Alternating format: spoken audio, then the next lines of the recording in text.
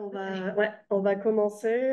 Bonjour à toutes et tous à nouveau. Bienvenue dans ce quatrième webinaire de la série Expérimenter la circularité. Vous m'avez peut-être déjà vu, je suis Alice et on vous accueille avec ma collègue Hortense pour la série de webinaires Expérimenter la circularité organisée par le Lab Construction. Donc, on est toutes les deux co-responsables de ce lab et on anime alternativement les sessions et intervenons dans les discussions de cette série de webinaires. On travaille au CERIEC, donc le Centre d'études de recherche et de recherche intersectorielle en économie circulaire, qui est basé à l'École de technologie supérieure à Montréal. Donc, comme je vous le disais, cette série de webinaires, elle est issue du projet du Lab Construction, un laboratoire d'accélération en économie circulaire pour le secteur de la construction. Ce dispositif a permis de mener 19 projets d'expérimentation qui sont basés sur la co-création avec les différentes parties prenantes du secteur. Et ces projets ont permis de tester et de démontrer des stratégies de circularité pour le secteur de la construction. Ces 19 projets ont été portés par un ensemble de parties prenantes et de porteurs de projets issus de la recherche du secteur privé et du secteur public. Et c'est ces personnes que l'on invite pendant cette série de webinaires pour venir raconter leurs expériences et leurs apprentissages liés au projet du Lab Construction qu'ils ont mené. Je peux mon clicker. Ah, le voilà, il s'était caché. Cette série de webinaires, on a 8 thématiques.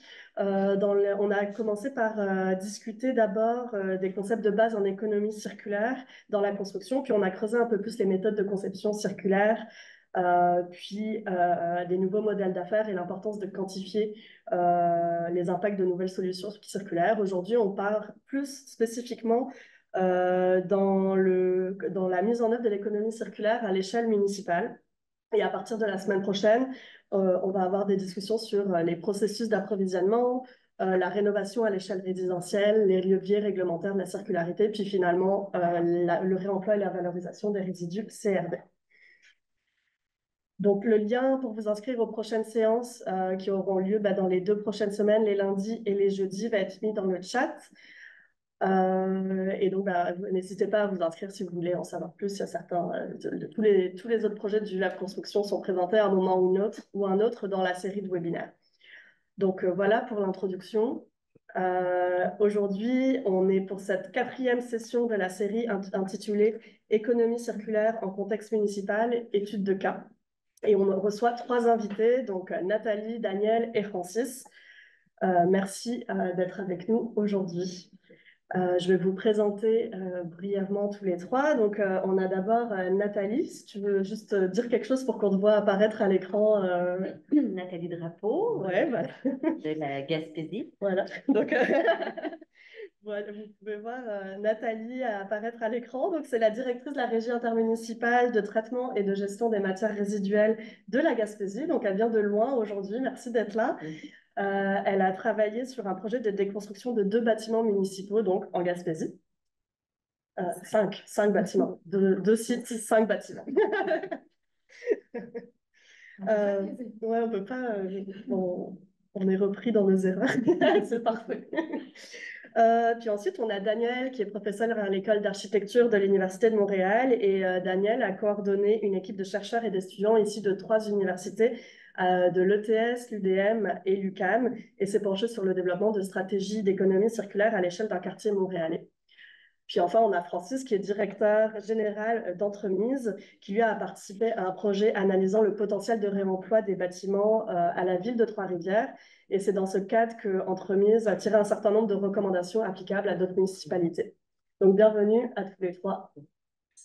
Avant de rentrer dans le vif du sujet, quelques informations techniques. On est en mode webinaire, donc le chat est désactivé. Vous ne pouvez pas non plus poser la main pour poser une question, mais vous pouvez indiquer vos questions dans la boîte questions-réponses en bas de votre écran. On va pouvoir répondre à certaines questions par écrit. Il y a notre collègue Raphaël qui est là aujourd'hui pour nous soutenir là-dessus et pour vous envoyer des informations dans le chat. Puis à la fin, on aura une période de questions-réponses au cours de laquelle on répondra à certaines des questions ici du chat.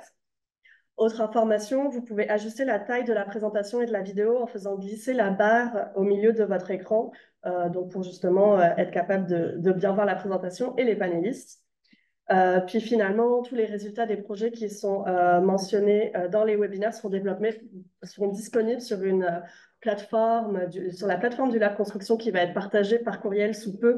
Elle est vraiment presque prête. Ça fait plusieurs fois qu'on dit ça, mais là, normalement c'est vrai aujourd'hui. Et puis les webinaires sont enregistrés puis diffusés sur YouTube.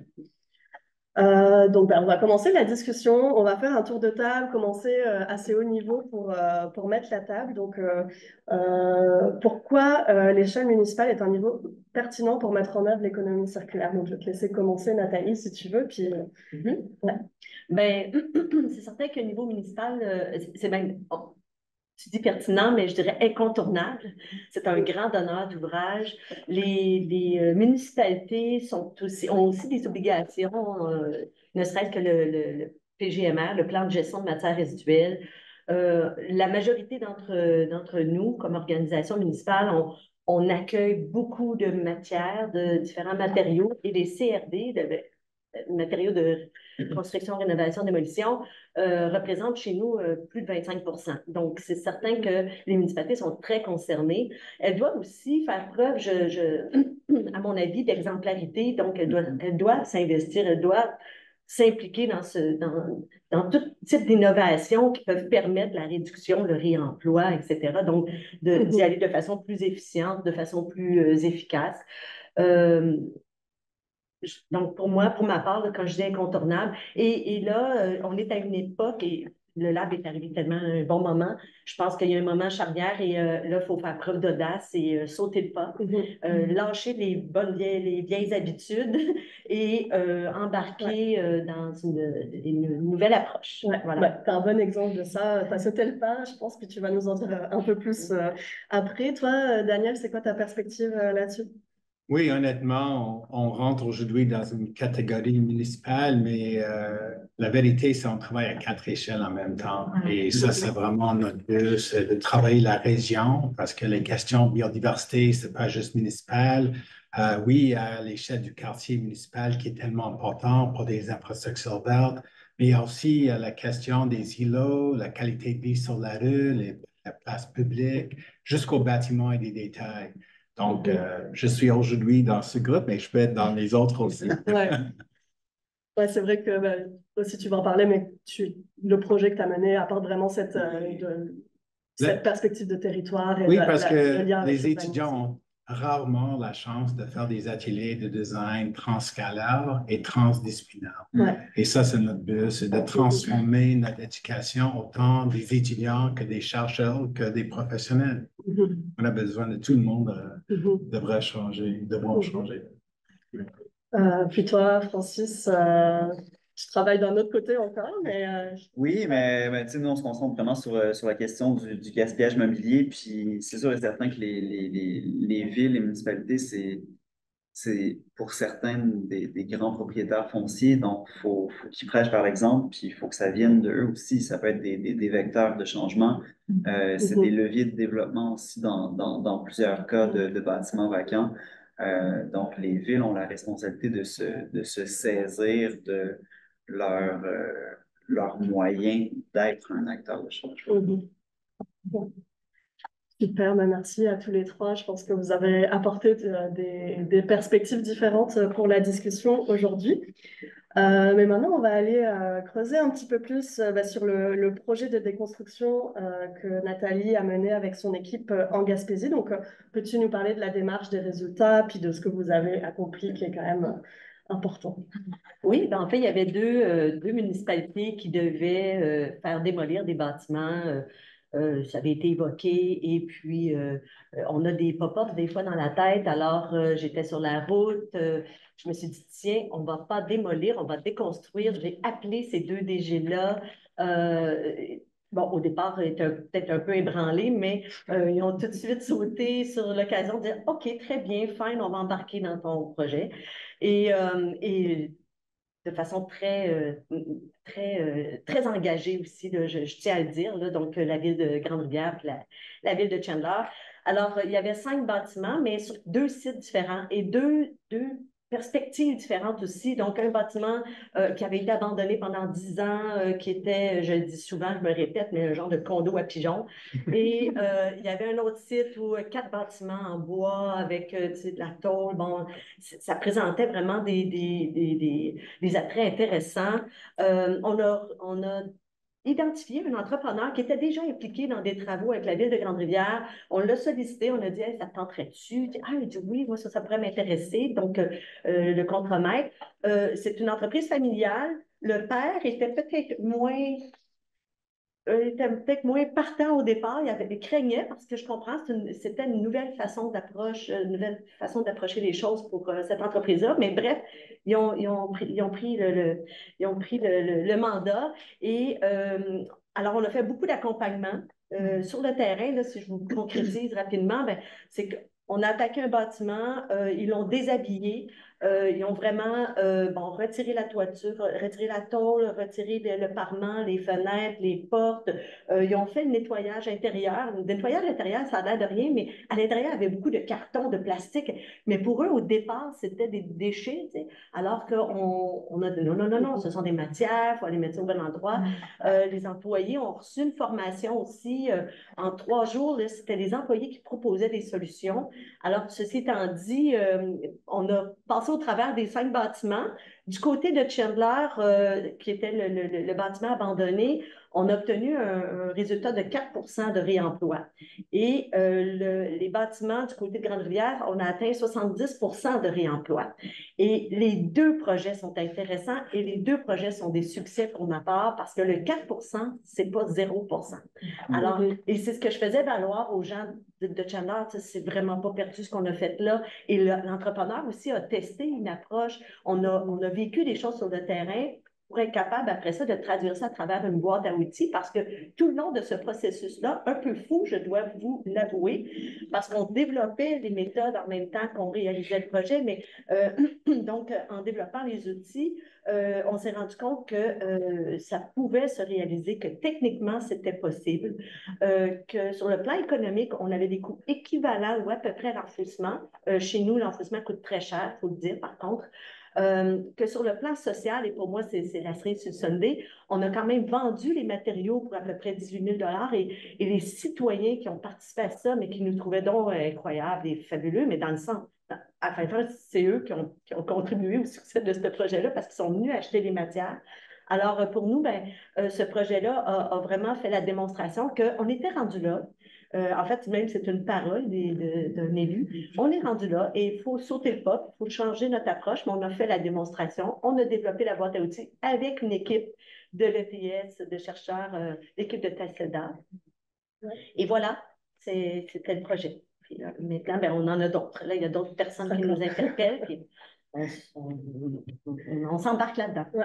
Puis c'est vrai que c'est intéressant, justement, il y avait une équipe de chercheurs de l'ETS qui a accompagné Nathalie dans son projet. Donc, ils ont, je pense qu'Hortense l'a mentionné lors du premier webinaire, mais cette équipe a vraiment accompagné, c'est une équipe de génie de système qui a regardé vraiment le processus de déconstruction et a accompagné Nathalie pour découper les différentes étapes, bonifier le processus qui existait. Et puis la boîte à outils dont parle Nathalie, qui va être disponible sur la plateforme, elle est vraiment issue de ce travail de décomposition des différentes étapes du processus de déconstruction et vient apporter des outils à chacune de ces étapes. Donc, si vous avez un projet de déconstruction à mener, il faut appeler Nathalie et, et aller voir cette boîte à outils qui, on l'espère, va vous accompagner. Est-ce que la météo était un problème ou non? Non, on était quand même chanceux, là.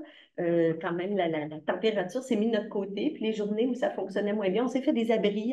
On travaillait plus sur le conditionnement des matériaux à ce moment-là, c'est-à-dire enlever les clous, etc. Donc, on était capable de naviguer. D'être agile, en tout cas. D'être agile, exactement. Intéressant de revenir aussi sur le comparatif des résultats entre le bâtiment qui avait été abandonné depuis longtemps, que tu appelé condo à pigeons. Le lien avec ce que vous faites, Francis, est quand même évident. Tu, justement, expliciter un peu pourquoi c'est important. Ah oui, le faire valoir en fait, de décourter au maximum la période de vacances d'un bâtiment ou de supprimer cette période-là, ça favorise en fait le réemploi à l'ultime pour une déconstruction, s'il y a une déconstruction en bout de ligne. C'est ça, la notion de temporalité puis de période de vacances, mais plus elle est longue, plus le bâtiment se dégrade, à vitesse grand V d'ailleurs. Ouais. Ça conserve vraiment la notion de ressources, de dire ce bâtiment, on continue à l'occuper plutôt que de le laisser. Ouais. Tout à fait, irrécupérable. Ouais. Ouais, et puis c'est vrai que ouais, le bâtiment le plus circulaire possible, c'est souvent, on dit, c'est celui qu'on ne construit pas. Donc, mettre en place des dispositifs là pour utiliser davantage nos bâtiments. Oui, puis le réfléchir en amont. Il Ouais. ne faut pas se poser la question au jour où est-ce que le bâtiment devient vacant. Ouais. Faut réfléchir, il faut anticiper, puis il faut que les villes se positionnent aussi dans ces réflexions-là. Ils ont une connaissance du parc immobilier, ils ont une connaissance de leur territoire, des acteurs présents sur le territoire. Ils sont en capacité d'anticiper ces éléments-là. Ouais.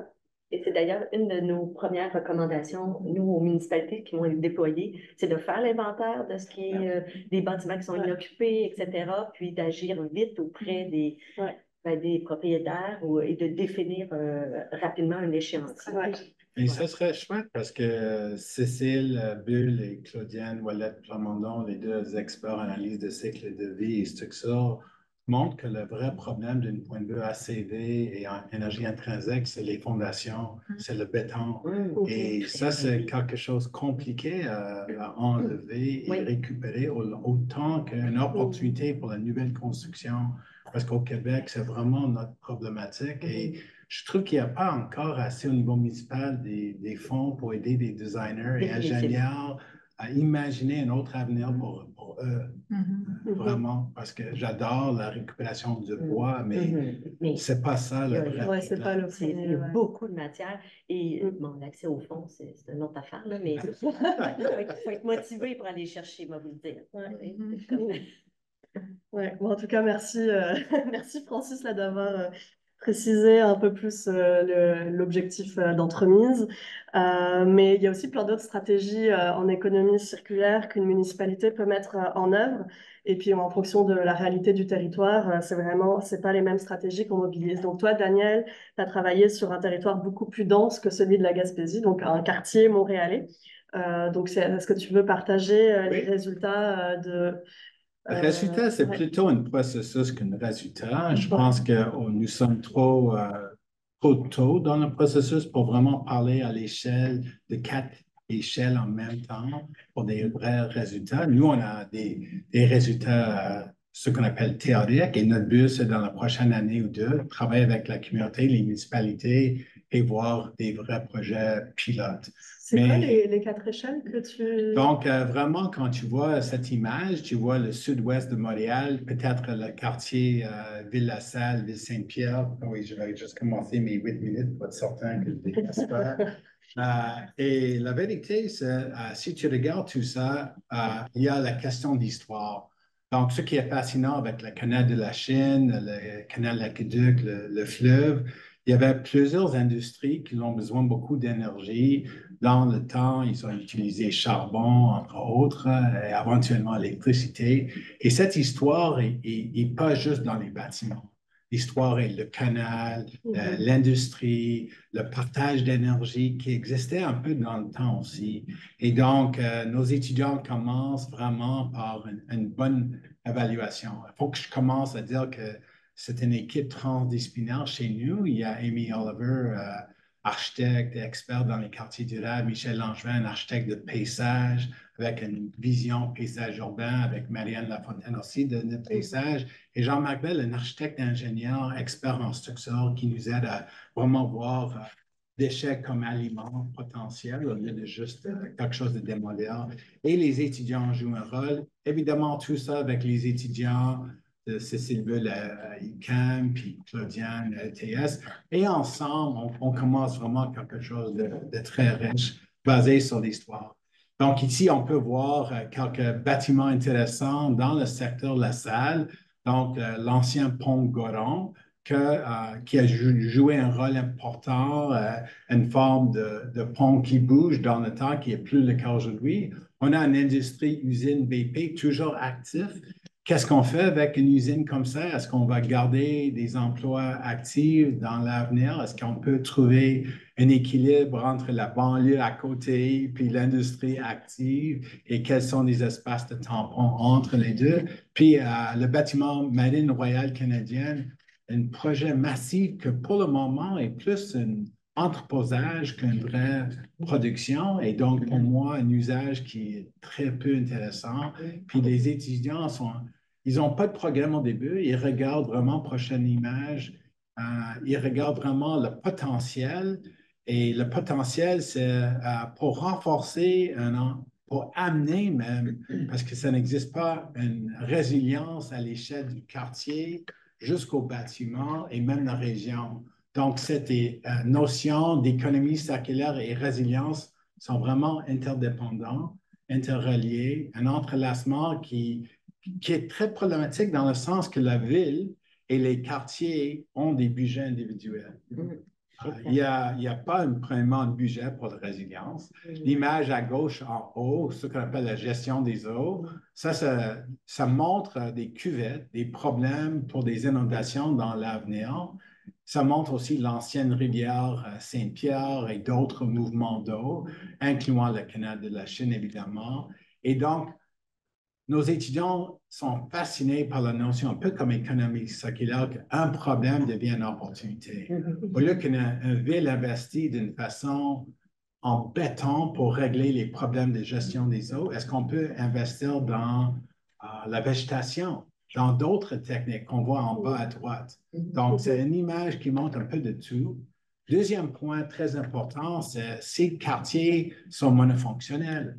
Dans le temps, ils ont mis seulement industrie. Donc, imagine, il n'y a pas un système d'autobus, transport collectif, tram qui fait de sens parce que les gens arrivent seulement une fois ou deux fois par jour dans ces endroits, donc il n'y a pas de sécurité, tu ne sens pas à l'aise. Il y a le canal de la Chine avec un investissement de Parc Canada fascinant pour le loisir, et ça n'est pas du tout lié avec l'industrie d'un côté ou de l'autre. Donc, les étudiants sont fascinés de voir quelles sont une mixité d'usages possibles dans l'avenir. Qu'est-ce que c'est la boucle d'énergie? La boucle d'énergie, ça veut dire que si tu as une industrie qui a besoin de beaucoup d'eau chaude et qui produit beaucoup d'énergie, très souvent, ils ont un gaspillage d'énergie qui est envoyé dans l'atmosphère, qui cause des îlots de chaleur encore pires en été. Et si on avait une chance à capter cette énergie, c'est une forme d'économie circulaire et partager ça avec logement abordable à côté ou d'autres fonctions. Et donc, cette notion de cycle de vie, de regarder chaque bâtiment comme une opportunité à renforcer un peu le travail d'entremise, entre autres, waste equals food. Et ça, c'est ce qu'on appelle le mine urbain. On regarde qu'est-ce que c'est le meilleur potentiel pour chaque bâtiment, pour chaque site et les fonctions écosystémiques qui peuvent servir. Donc, ça, c'est la biodiversité, finalement. C'est une combinaison des choses qui existent et des choses qui peuvent être renforcées pour aider la ville pour connecter gestion des eaux avec biodiversité et sauver des millions de dollars. Alors, le problème, c'est ça change. On parle de changement de zonage, des analyses de cycle de vie, des taxes de carbone. Donc, plusieurs municipalités, plusieurs villes, plusieurs réglementations et il n'y a rien pour le moment qui est connecté. Donc, on a une boîte à outils, mais on ne sait pas comment l'utiliser. Prochaine image. Alors, ça, c'est juste un mini-exemple intéressant. À gauche, tu vois des grandes cuvettes qui sont vraiment vulnérables pour des inondations d'ici 2050. Grâce à maintenant le data qui est disponible par la Ville de Montréal, nous sommes au courant où sont ces endroits. Et à droite, on peut voir des pistes de solutions comme la résilience, l'autonomie énergétique, échange de chaleur et production alimentaire locale pour essayer de vraiment combiner le tout. Prochaine. Et donc, il y a aussi la notion de phasage, parce que tous les promoteurs privés ne sont pas intéressés à investir un sou quand il n'y a pas une infrastructure en place. Il y a des terrains contaminés, il y a un manque de gestion des eaux. Imagine des compagnies d'assurance qui ne sont pas intéressées à aider personne. Donc, dans un sens, ça prend vraiment ces quatre facteurs d'organisation réanimation, sécurisation, etc. Tous ces éléments sont clés et il faut qu'on ait une stratégie ensemble avec tous les niveaux de gouvernement, autant que les échelles, de travailler ensemble prochainement. Donc, ça, c'est l'avantage d'être à l'université. On peut regarder quelles sont les nécessités, puis après, essayer à voir comment on va l'appliquer par après. Quelle est notre prochaine demande de subvention qu'on commence maintenant. Donc, ici, comme un exemple, on voit avec le grand bâtiment CIL, on est intéressé de regarder le système alimentaire durable. Et donc, à gauche, sur la route dollar, nous sommes intéressés vraiment à gérer l'eau, qui est un élément important pour pousser les plantes, etc. Et à droite, c'est d'amener un verdissement puis une qualité de vie pour les gens du quartier, autant pour les enfants qui vont à l'école proche de ça. Et les sites comme tels, qui est un grand problème des lots de chaleur, est vraiment une opportunité à le transformer. Prochaine image. Et ça, c'est juste la dernière image pour le moment. Ce que tu vois, c'est quand tu as une combinaison de patrimoine industriel, des espaces publics de qualité, des infrastructures écosystémiques de qualité, finalement, on va avoir la sécurité et les gens qui sont intéressés à vivre, travailler et avoir du plaisir dans le même quartier. Et l'avantage de ces quartiers, c'est qu'on n'a pas le problème de NIMBY, pas dans mon jardin, parce que les gens qui sont là, c'est pas là pour défendre la valeur de leur terrain. Ils sont là pour améliorer les choses. Et donc, c'est vraiment pour ça qu'on appelle ça des seuils magiques. Mais le défi, j'écoutais, puis je me disais, là, comment tu fais passer ces gens-là? Parce que je pensais tout à la co-création, hein, avec le laboratoire, on a vécu ça, la co-création, puis je pense que c'était très percutant comme résultat, mais c'est un peu ça, en fait, c'est qu'il faut amener ces décideurs-là ensemble, puis, et ça, il faut le penser 20 ans, 30 ans avant, là.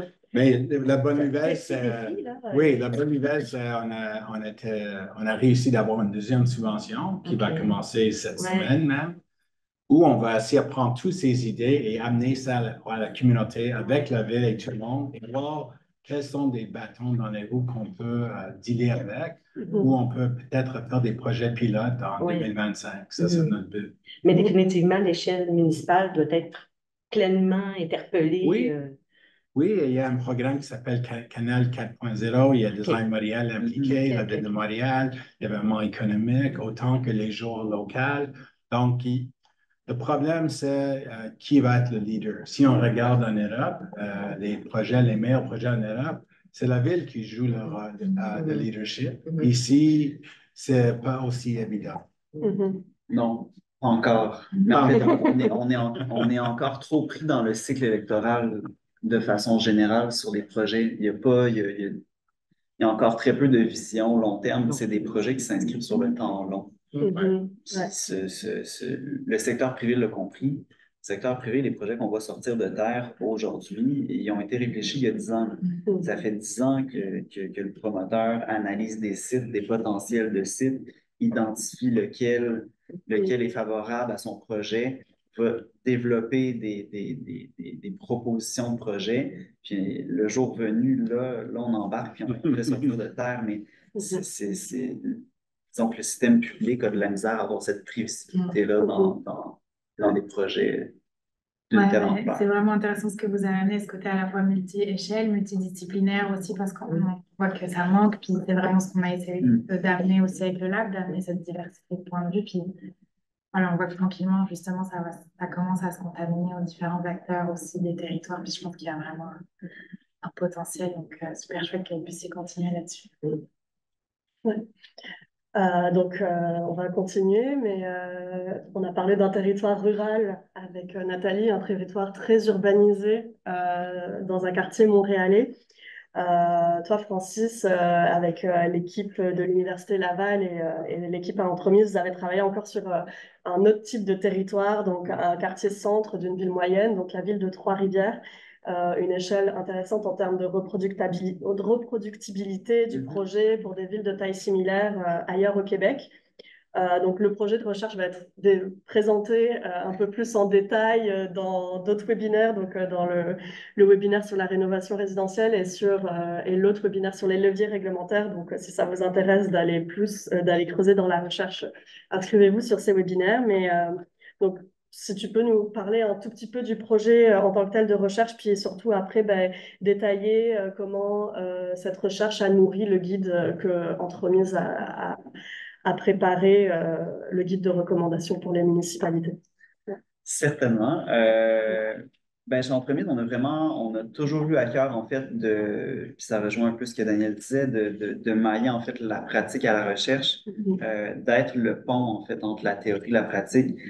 Donc, quand le projet de recherche s'est présenté en collaboration avec l'Université Laval, on était vraiment interpellés parce que, bon, la question, comme je le disais, de gaspillage immobilier, c'est au cœur de la pratique d'Entremise. Mais après ça, c'est pas chose simple de partir de la théorie à la pratique. Donc, l'objectif était vraiment d'arriver à synthétiser l'ensemble des enjeux qui influencent le processus de décision des acteurs, actrices là, impliqués dans des projets de rénovation.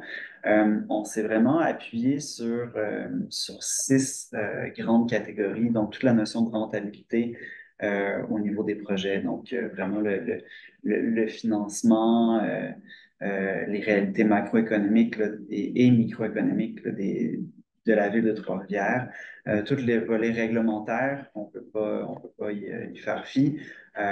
Donc, les changements d'usage, codes, normes, les procédures, la réglementation municipale, le zonage, la notion de politique, donc les outils culturels, les outils de gouvernance. On parle depuis tantôt de cette vision-là en amont des projets.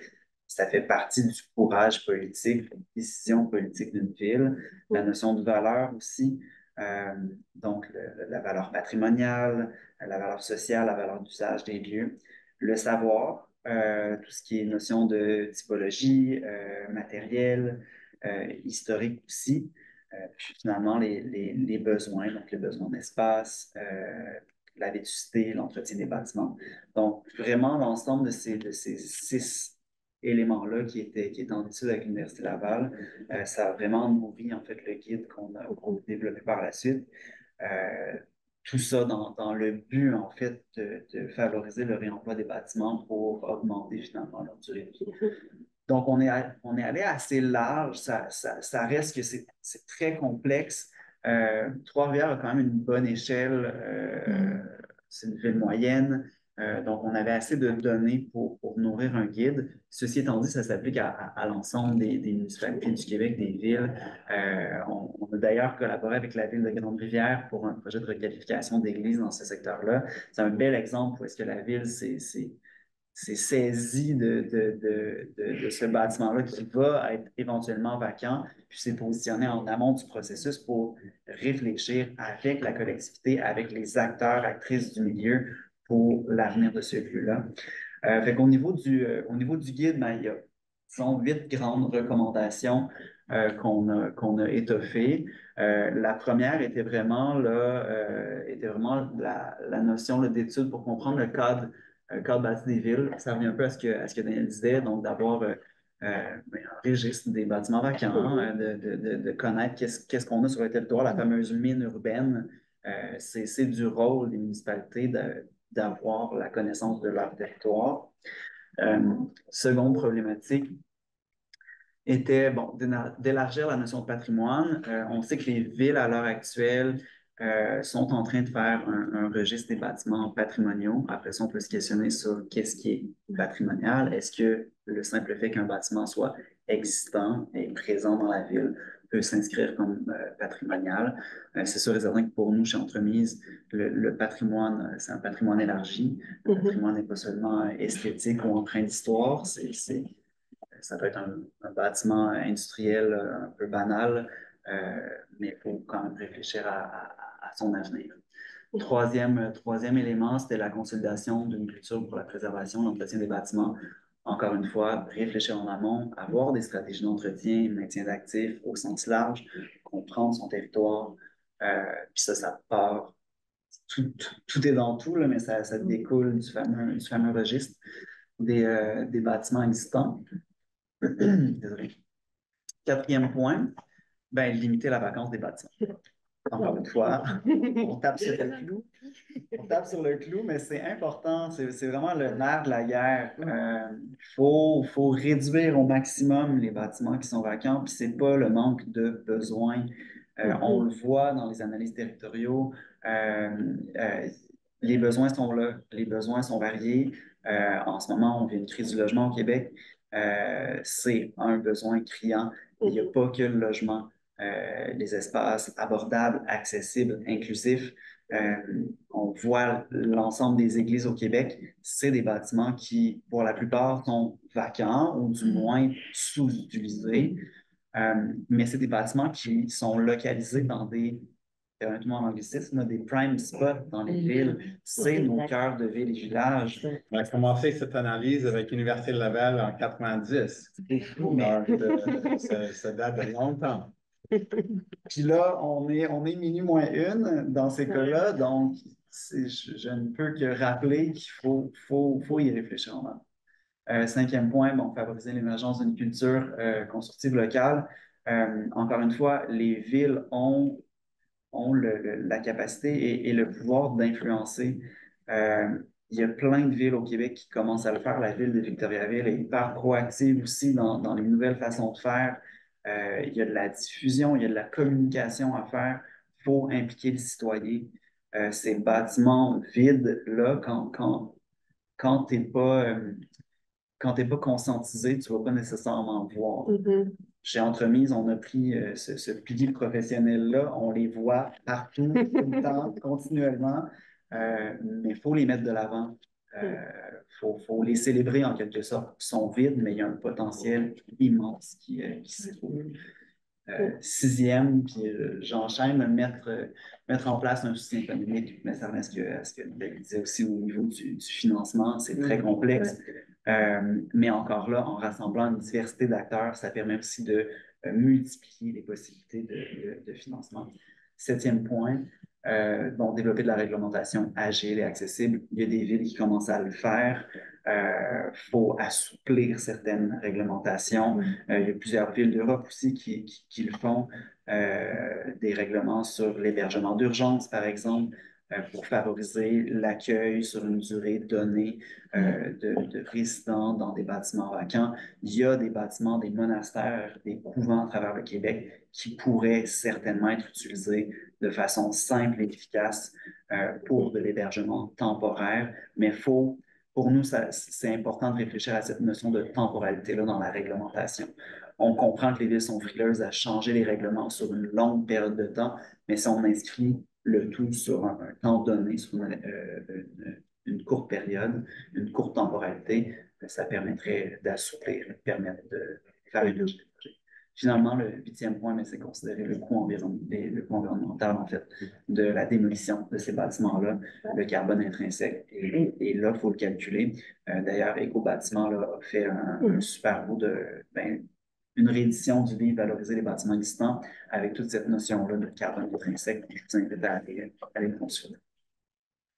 Merci Francis. Nathalie, tu veux commenter? Tu as l'air d'avoir plein de choses à dire. On a 2 heures devant nous. Mais tu sais, on vit dans le monde, un petit peu dans le monde municipal, puis encore une fois, nous, on est une régie, là. Mais je vois le quotidien mettons, des DG et des conseils municipaux, là. Il y a le temps. Le temps, c'est le moment où le budget, où ils attachent le budget pour le livrer. Alors, nous, on présente tout plein d'affaires très excitantes, à mon avis. Puis il y a plein d'initiatives qui doivent suivre. Peut-être le ministre dit hey, oui, c'est vrai, c'est fun, c'est intéressant. Hein? Mais là, comment on s'embarque là-dedans? Parce qu'ils n'ont pas de monde. Et 2, le temps qu'ils s'embarquent et qu'on chiffre tout ça, puis il arrive au budget, on tasse toutes les bonnes idées parce que là, il faut attacher le budget. Et c'est ça qui nous rattrape comme organisation municipale, là, et là, je m'inclus là-dedans. C'est à ça qu'on fait face. Et moi, je cherche toujours où la porte d'entrée, tu sais, la première porte, celle qui nous la face-passe, là, comme on dit. Et parce que là-dedans, je trouve qu'on ne chiffre pas assez les gains parce qu'on a cette vision court terme, on y revient parce ben, c'est ça. Ce sont nos constats, mais c'est la réalité quand même. Il faut trouver cette façon et avec des projets comme ça, tu sais, quelques municipalités, quelques groupes, quelques engagements, je pense qu'on va réussir à embarquer les autres municipalités là-dedans. Et ça prend un cours 101. Je pense qu'ils ont, tu sais, au niveau le décisionnel, parce que ici, je parle, moi, des donneurs d'ouvrages municipaux, mais ce décisionnel-là, ça y prend ce petit cours 101-là avec tous les autres cours 101 qu'il reçoit quand il devient un élu ou quand il devient un gestionnaire municipal. Et c'est ça, probablement que ça manque. Peut-être qu'ils ils ont le volet comptabilité, ils ont le volet gestion de ressources humaines, mais le volet anticipation, développement et ressources associées, peut-être que ça manque et qu'il faudra combler. Ouais.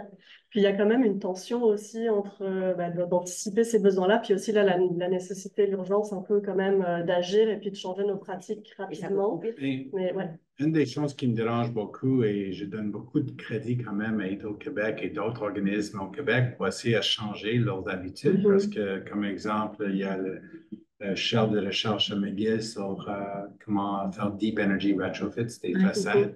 Mais je vois encore qu'il y a tellement peu d'argent placé pour aider des problèmes d'énergie intrinsèque versus coût opérationnel. L'argent est toujours présent demain matin. Et ça va changer l'industrie totalement. Et Vancouver, Toronto, c'est incroyable. Nous sommes vraiment en retard. Ouais. Et nous, on a une opportunité au Québec. On a l'expertise, on a toute l'opportunité. Mais les villes sont prises avec un manque de ressources à pousser ces approches. Je connais Philémon, l'ancien étudiant entremise, la quantité de temps qu'il a passé à argumenter ce point, c'est pas juste. Et c'est pas juste pour les chercheurs, pour les étudiants, pour l'industrie. Et il n'y a aucune raison. Il y a une nouvelle loi au Québec pour encourager encore une efficacité énergétique et toute la question de l'énergie intrinsèque n'est pas là. Et c'est vraiment un problème. Oui, on est d'accord. Ouais, puis on l'avait entendu aussi dans nos mémoires, mais c'est vraiment que c'est toujours un peu l'enjeu de l'économie linéaire. Elle n'a pas besoin de se justifier, elle continue à exister. Donc, on arrive avec un manque de données. Puis je voulais rebondir sur ce que tu avais dit, Francis, aussi. C'est lié à cette considération-là des coûts environnementaux, puis de la connaissance du territoire et de la ligne urbaine. Est-ce que, je vais faire le lien avec le webinaire précédent aussi sur la quantification, est-ce que collectivement, on a un travail d'augmenter la donnée disponible? Est-ce qu'il y a des barrières autour de ça pour faciliter justement ces considérations, une meilleure prise en compte du coût complet, y compris question environnementale? Ben, la Ville de Montréal s'est dotée d'une nouvelle réglementation par rapport à l'entretien des bâtiments existants. Il y a aussi des éléments dissuasifs de laisser les bâtiments vides. Puis, il y a une obligation d'enregistrer en fait les bâtiments vacants. Après ça, cette notion-là de registre des bâtiments vacants, de plus en plus en Europe, on voit que les villes commencent à ouvrir cette liste-là parce que cette liste-là est justement une mine urbaine. Puis, il faut pas se mettre dans une posture d'avoir peur de diffuser cette liste-là en se disant, les promoteurs immobiliers vont spéculer sur les bâtiments puis les sites vides.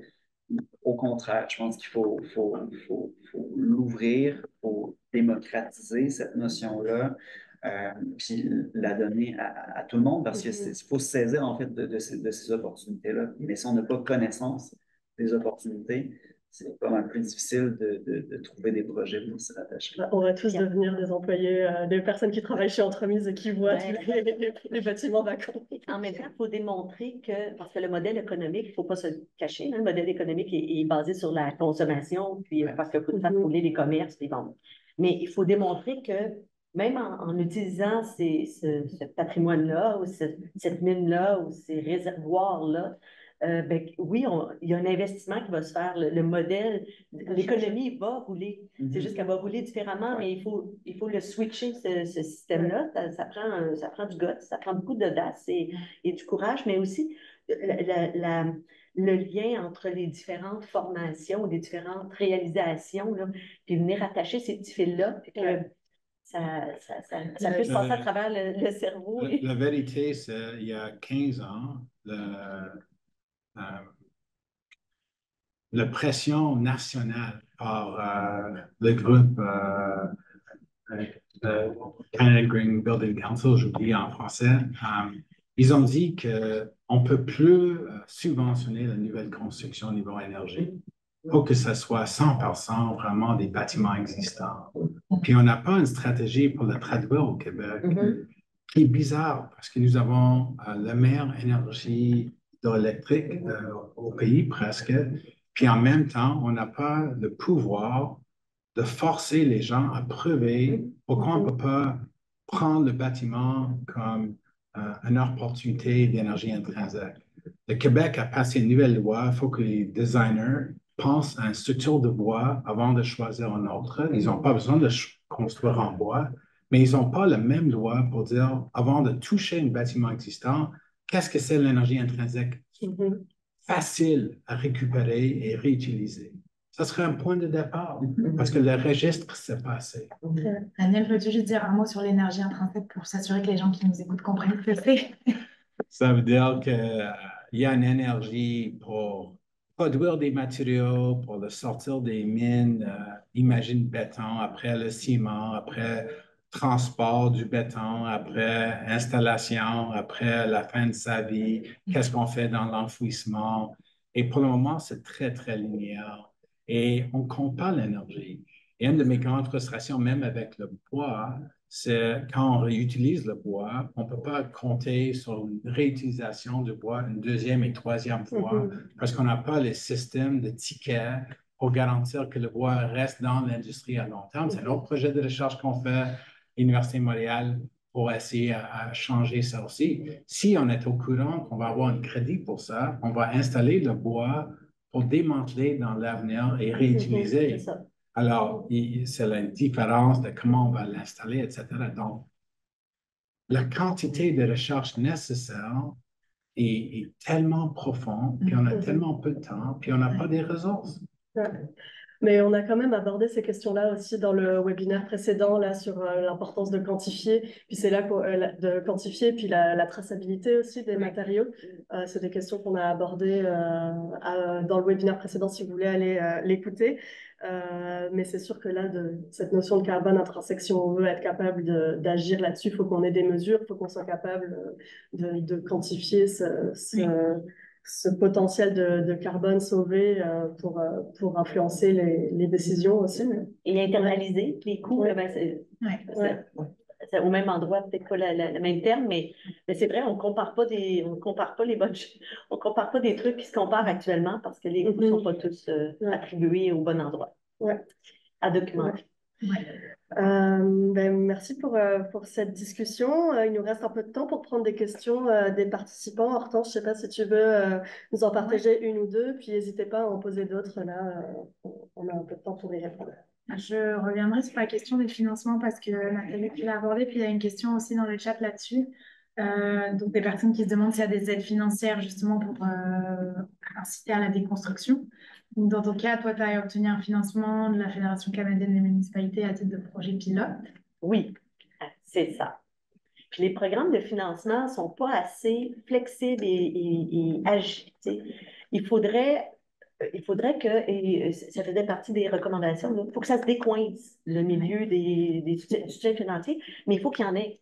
Et les Recyc Québec de ce monde, le ministère FCM, tout le Fonds vert, ça là, ça serait payant que ces sommes-là soient disponibilisées facilement, sans s'enfarger dans 3 questionnaires, 2 plateformes. Non, il faut vraiment, là, moi, j'ai trouvé ça difficile, là, la dernière demande de financement. Oui, on l'a eu parce que ça a aidé la partie, pas la partie des constructions, ça, ce sont vraiment les municipalités qui ont assumé les coûts, mais la partie recherche, la partie documentation, développement de la boîte à outils. Maintenant, bon, elle est développée, la boîte à outils, mais c'est le fun d'avoir un peu de financement pour soutenir, par exemple, un chargé de projet qui va suivre ça, puis qui va faire un petit lien avec le milieu de la recherche, aller faire un petit peu de revue de littérature avant. Donc, il y a des parallèles très forts avec les phytotechnologies. Quand on n'a pas de temps, il faut qu'on paye 1000 fois plus pour enlever des terrains contaminés. Si on commence à regarder nos terrains contaminés, puis on commence des études de phytotechnologie et on le fait tout de suite, ça prend 5 à 10 ans et ça coûte une dixième ou une fraction encore moins chère. C'est la même chose avec les bâtiments existants. Avec l'infrastructure, pour les gestions des eaux, avec l'alimentation, c'est tout.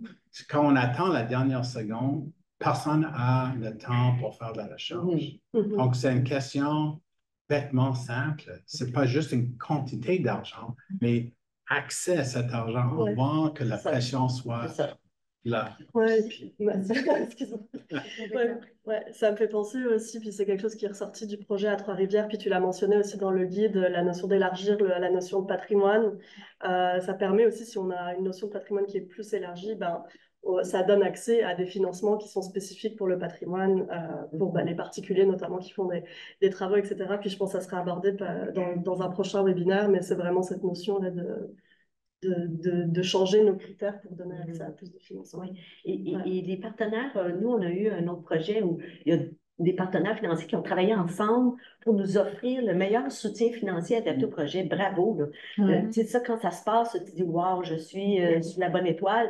Alors, tu sais, nous, comme donneurs d'ouvrage, il faut qu'on challenge j'ai utilisé beaucoup d'anglicisme aujourd'hui, je m'excuse, mais il faut vraiment qu'on vienne transmettre ces points de vue-là aux organismes qui proposent des programmes financiers, pour ma part.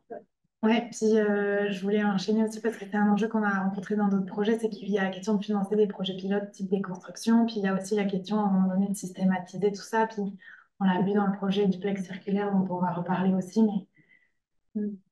Et puis j'ai aimé comment vous l'avez formulé dans le guide, que c'est pas le citoyen qui peut être le seul responsable des choix, de faire des choix les plus écologiques possibles dans sa rénovation, de choisir de ne pas déconstruire, parce que financièrement, ça a une charge aussi pour le citoyen.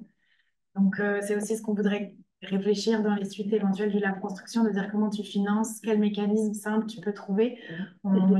Je veux dire, on pourrait imaginer que certaines institutions financières accordent un pourcentage de rabais sur ton hypothèque si tu as des critères de circularité dans ta rénovation, etc. Il y a des mécanismes qui sont encore à imaginer, qu'on n'a pas pour l'instant et qu'on aimerait creuser un peu plus.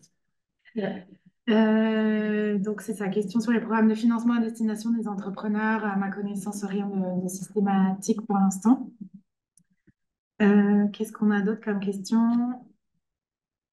Y a-t-il des liens entre la gestion circulaire des CRD et la préfabrication? Ça, on l'a abordé un petit peu dans le projet GoKit. C'était la semaine lundi passé. Donc, Jean, je vous invite peut-être, quand elle sera disponible, à visualiser le webinaire autour de la construction modulaire. Ouais.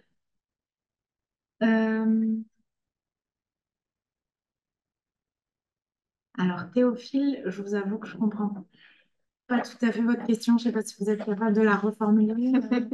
Obtention du compromis entre les différents industriels en ce qui concerne le partage des dommages du modèle écologie industrielle.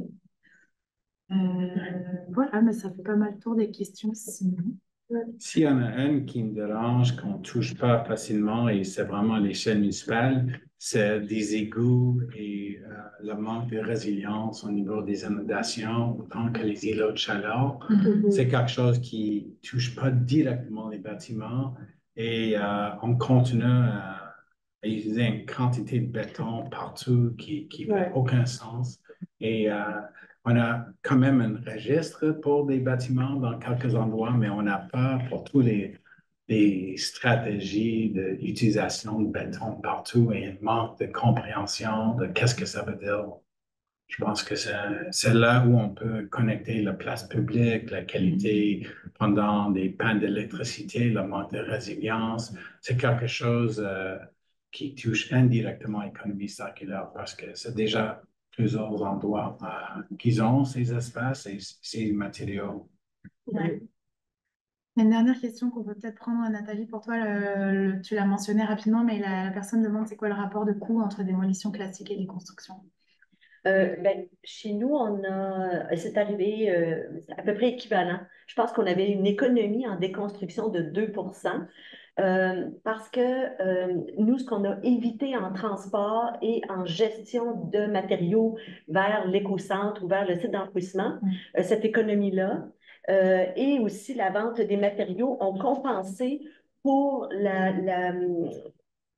la période supplémentaire où on a dû assumer des coûts de l'entrepreneur parce que ça a pris un petit peu plus de temps. Je pense que ça a pris 2 semaines de plus là, au total, là, quand on calcule. Mais alors, oui, ça a coûté un peu plus cher en coût d'entrepreneur, mais on a économisé sur le transport, sur les frais de gestion des matières et on a eu des revenus supplémentaires de vente de matériaux. Je prends juste une dernière question. Une personne de France qui nous demande s'il y a une responsabilité élargie des producteurs ici sur les matériaux de construction. La réponse est non. On a eu des échanges avec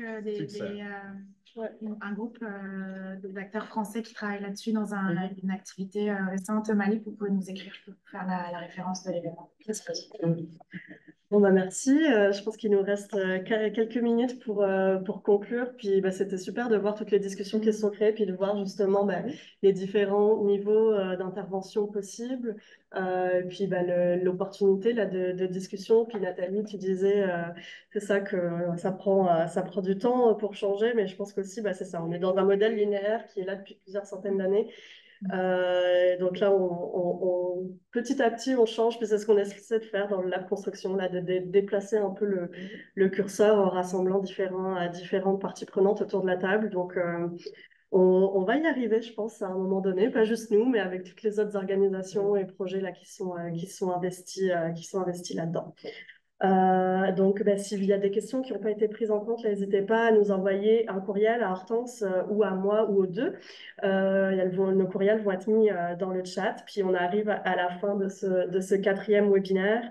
Le prochain webinaire aura lieu lundi, donc sur les processus d'approvisionnement pour la circularité. On aura la chance d'avoir encore Nathalie avec nous qui va parler de son expérience avec l'entrepreneur qui est passé de méthodes de démolition à des méthodes de déconstruction, puis d'autres panélistes, notamment Hydro-Québec, qui sont assez engagés dans la transition vers l'économie circulaire, qui nous parleront de ça. Donc, il y a le lien pour vous inscrire aussi dans le chat. Comme indiqué au début de webinaire, voici notre plateforme. On va vous l'envoyer normalement là vraiment très rapidement pour que vous ayez accès aux différents outils qui ont été présentés et mentionnés aujourd'hui. Je me tourne maintenant une dernière fois vers vous trois. Notre série s'appelle Expérimenter la circularité. Donc, on pose la même question à tous les panélistes. C'est notre fil rouge. Donc, qu'est-ce que vous retenez en un mot de votre expérience au sein du Lab Construction? Daniel, si tu veux commencer en un mot. Oui, non, c'est le co-apprentissage vers la co-créativité. C'est rare qu'on a des outils encore entre les universités, entre les disciplines et la joie. Et on donne finalement une chance aux jeunes d'avoir l'espoir. Alors, je trouve ça, c'est merveilleux. Puis c'est vrai qu'on a plusieurs étudiants et étudiantes là, qui ont participé au lab, puis qui se retrouvent maintenant à travailler dans le domaine de la circularité. Donc ça, c'est aussi un de nos objectifs, là, de monter en compétence la jeunesse dans ce sujet. Francis? Je dirais que c'est le maillage entre la théorie et la pratique. Okay. Faut continuer à le faire.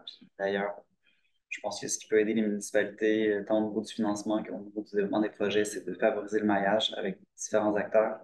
C'est en rassemblant des gens autour de la table qu'on peut révéler des potentiels. Donc, autant sur la recherche qu'on a fait à travers le lab que dans la pratique au quotidien pour les projets. Nathalie?